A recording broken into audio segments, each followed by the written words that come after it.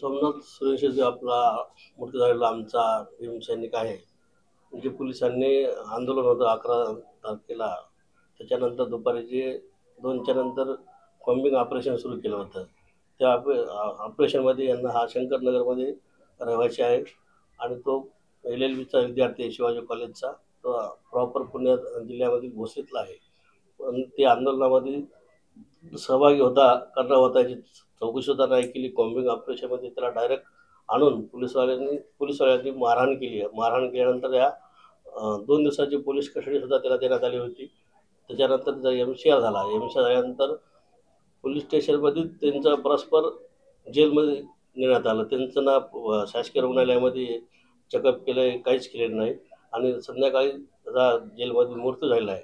आणि आज सकाळी पोलिसवाले आम्हाला सांगितलं की हृदयविकाराने त्याचा मृत्यू झालेला आहे. त्याच्या कसल्याच प्रकारची चौकशी झाली नाही, मेडिकल झालं नाही आणि त्यांनी कोणत्या आधारे पोलिसवाल्यांनी ते हृदयविकाराच्या झटक्यानं हे केलं असं सांगितलं पोलिसांनी. तर आमची अशी मागणी आहे की जे पोलिसवाले कॉम्बिंग ऑपरेशनमध्ये होते, जाणीवपूर्वक त्यांनी याला मारलं, त्या पोलिसावर 302चा गुन्हा दाखल झाला पाहिजे. त्यासाठी आज आम्ही सर्व आंबेडकरी समाजाच्या वतीनं ज्या संविधानप्रेमी आहेत त्यांची 5 वाजता गौतम नगर येथे मीटिंग आहे. त्यानंतर आमची पुढची दिशा आंदोलनाची ठरणार आहे. नाही, आज सकाळी अत्यंत दुर्दैवी घटना झाली. सोमनाथ सूर्यवंशी हा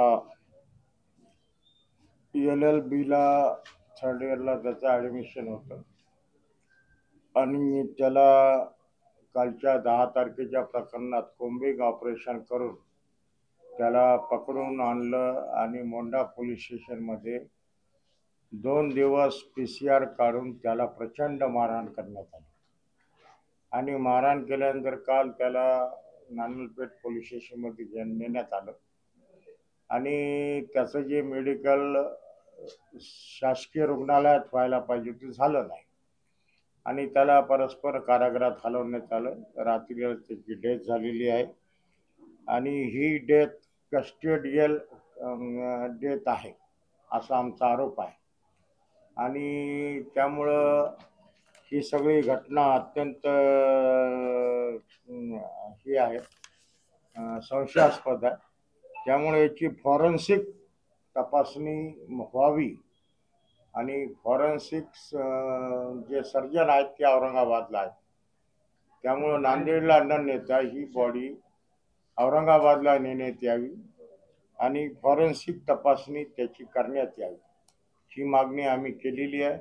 त्याचा या ठिकाणी जागेवर MRI करावा, त्याचे बॉडीचे फोटो काढून त्याचा व्हिडिओ करण्यात यावा, अशा आमच्या या मागण्या ज्या आहेत. आता या सोमनाथ सूर्यवंशी सोबत जे 27 जण होते नवा मोंढा पोलीस स्टेशनमध्ये, त्यांचे स्वतंत्र जबाब घेण्यात यावे. त्या पोलीस स्टेशनचे सगळे CCTV फुटेज खंगाळण्यात यावे. मग त्यानंतर CIDकडे हा तपास किंवा न्यायालयीन चौकशी त्याची करावी.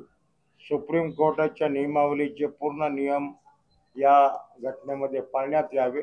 अशा सगळ्या मागण्या आम्ही केलेल्या आहेत. या संदर्भात परभणी शहरातील गौतम नगर येथे आमच्या सर्व संविधानप्रेमी जनतेची आम्ही बैठक बोलवलेली आहे आणि या बैठकीत काय निर्णय घ्यायचा, कारण की या घटनेला जे जबाबदार पोलीस अधिकारी आहेत, जे जबाबदार पोलीस कर्मचारी आहेत, त्यांना निलंबित करून त्यांच्यावर 302चा गुन्हा दाखल करावा अशी आमची मागणी आहे. बाजूला एक महिला आहे वच्छलाबाई मानवते म्हणून, तिला सुद्धा त्यांनी दोन्ही पाय मांड्यावर ठेवून तिला प्रचंड मारहाण केली. तिच्या गुप्तांगावर लाथा मारण्यात आल्या. म्हणजे अमानुष अत्याचार ज्या कर्मचाऱ्यांनी अधिकाऱ्यांनी केला त्याची गय न करता प्रशासनाने त्यांना निलंबित करून 302चा खटला दाखल करावा ही मागणी आज आम्ही आंबेडकरी जनतेच्या वतीने करत आहोत.